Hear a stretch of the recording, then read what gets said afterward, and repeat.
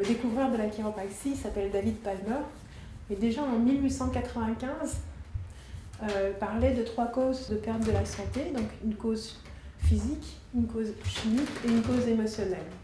C'est relativement précurseur, 1895. Mon approche, ça va être de vous donner des clés pour, à un moment donné, vous rendre de plus en plus autonome. C'est-à-dire, à la fois décoder, vous apprendre à vous décoder, apprendre à gérer et à transformer éventuellement ce qu'il y a à transformer, au niveau émotion, au niveau croyance, au niveau des jugements, et petit à petit, passer de la périphérie de son être au centre, et donner des outils pour faire ce chemin. Et quand on fait un travail sur soi, parfois les gens ils disent « Ouh là là, c'est pas bien, je me suis mis en colère depuis le temps que je travaille sur moi. » Et donc il faudrait, comme s'il fallait enlever la colère. La colère, elle a une signification. La colère, c'est quand on n'a pas réussi à se positionner suffisamment de manière juste, et puis d'un seul coup, on est en train d'étouffer, et que c'est le dernier recours, le dernier bastion avant qu'on étouffe. Et donc il faut le dire, et sinon c'est la mort. Enfin, sinon on s'auto-détruit, quoi. Donc je ne suis pas pour la manifestation de la colère, mais je dis simplement que ça nous est donné dans une situation qui peut être tout à fait juste et appropriée. Donc on ne va pas chercher à enlever la peur, on ne va pas chercher à enlever la colère, on va chercher à rien enlever, on va essayer de faire avec. Au contraire, et comprendre les mécanismes. Alors pour comprendre les mécanismes, la première chose, c'est que se rendre compte que tout est inscrit dans notre corps. Tout ce qu'on a vécu depuis même la gestation, c'est inscrit. On peut remonter couche par couche en interrogeant le corps. Il y a des choses dont on ne s'en souvient pas, mais on peut se servir du corps pour aller interroger cette mémoire. Donc en fait, on est la somme de ce qu'on a rangé et pas rangé. Donc tout n'est pas un traumatisme. Donc les choses sont relativement bien faites, où le corps, finalement, naturellement, dans un phénomène d'auto-guérison, que ce soit émotionnel, physique, chimique, etc., va recouvrir sa santé, va recouvrir sa position de neutralité. Voilà. Quand le stress est plus important, à ce moment, ce qui peut se passer, c'est qu'il ne revient pas à la position de neutralité.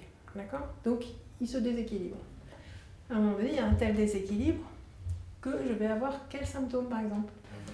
Nervosité, agitation, crise d'angoisse, mal au dos, mal à la tête, mal à l'estomac, mauvaise digestion. Alors ça, c'est les symptômes. Après, quand on continue à appuyer sur l'accélérateur, d'une douleur d'estomac, on peut se faire un ulcère. Ils estiment entre 75, il y a des études comme ça, 75 à 90% de ce déséquilibre qui est à l'origine de 75 à 90% des pathologies. Donc c'est énorme. Donc le travail qu'on va faire ici, c'est viser à rééquilibrer ce sympathique par un sympathique. Vous allez me dire comment ? C'est pas facile, parce qu'en fait, c'est la partie inconsciente. Donc le corps, lui, va nous renseigner sur ce qui se passe au niveau inconscient. D'accord ? On va écouter évidemment vraiment les symptômes, mais on va aussi finalement commencer à dialoguer avec lui. Donc pour dialoguer avec lui, on va établir un test. Et le test, j'ai besoin d'une personne. Alors, on s'assoit. Donc ça, c'est un test de kinésiologie, c'est-à-dire qu'on va établir un oui et un non, on va dire. D'accord ? Donc ça, je me prends. L'ordre que je lui demande, c'est résister. M'empêcher de descendre. D'accord ? Ok. Donc là, on va dire, c'est bon, c'est fort. Résiste bien. Vous allez dire, je m'appelle Christine. Je m'appelle Christine. Ok. Et maintenant, vous allez dire, je m'appelle Robert. Je m'appelle Robert. Résistez. C'est vrai. Pensez à un truc qui vous perturbe et qui vous agace.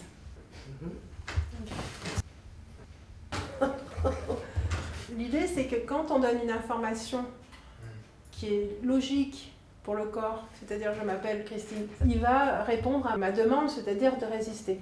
C'est ok, il n'y a pas de stress majeur, il n'y a pas de survie, mais d'un seul coup, on lui donne une information qui est fausse. C'est-à-dire, je m'appelle Robert, vous ne vous rendez pas compte, mais finalement, là, on fait appel, on verbalise une identité quand même. Hein. C'est pas rien. Je m'appelle Robert, déjà vous changez de sexe, en plus vous changez de prénom, alors que vous voyez, donc Ouh là là. Alors, évidemment, ça n'est pas partie de la thérapie, c'est pour vous démontrer un petit peu comment on peut avoir accès à un oui ou un non, d'accord?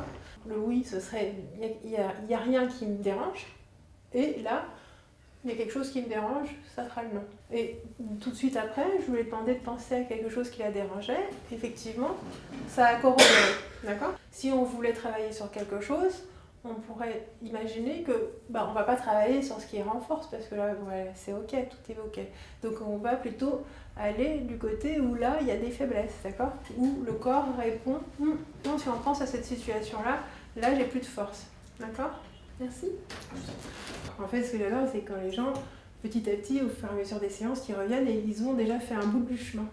Ils ont commencé un bout du chemin de la séance parce que finalement, ils commencent à devenir très autonomes, c'est-à-dire aller respirer, aller étirer, drainer, se positionner, parce que d'un seul coup, ils ont senti que leur corps était dans une angoisse et une impuissance et ils sentaient bien qu'il fallait agir pour pouvoir libérer cette angoisse ou libérer cette tension.